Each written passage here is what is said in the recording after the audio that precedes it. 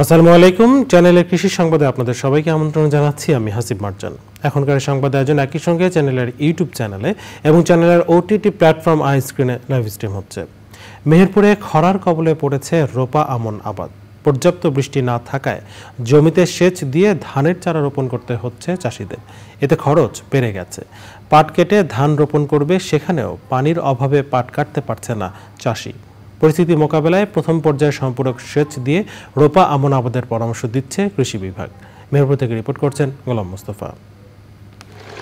মেহেরপুর জেলায় চলতি মৌসুমে রোপা আমন আবাদের লক্ষ্যমাত্রা ধরা হয়েছে 26,690 হেক্টর জমিতে।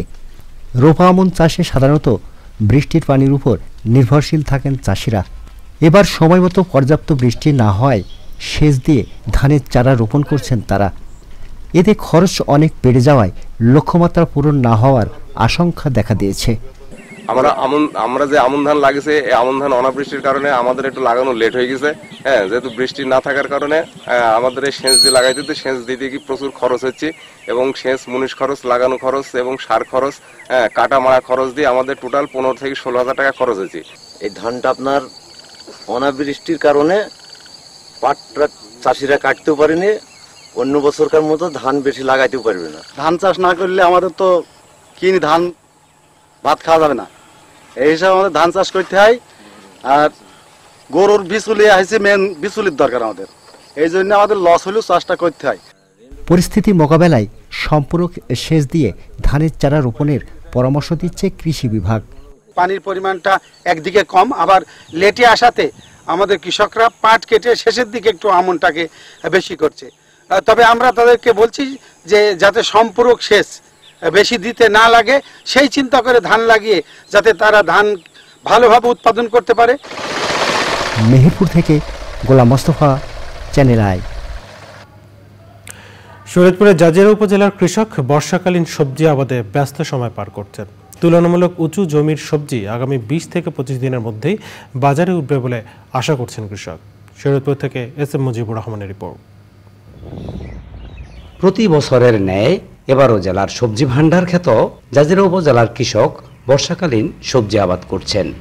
কৃষি বিভাগের কারিগরি সহায়তা ও পরামর্শে মালচিং ও বেড পদ্ধতিতে বিভিন্ন শাকসবজি আবাদ করা হচ্ছে।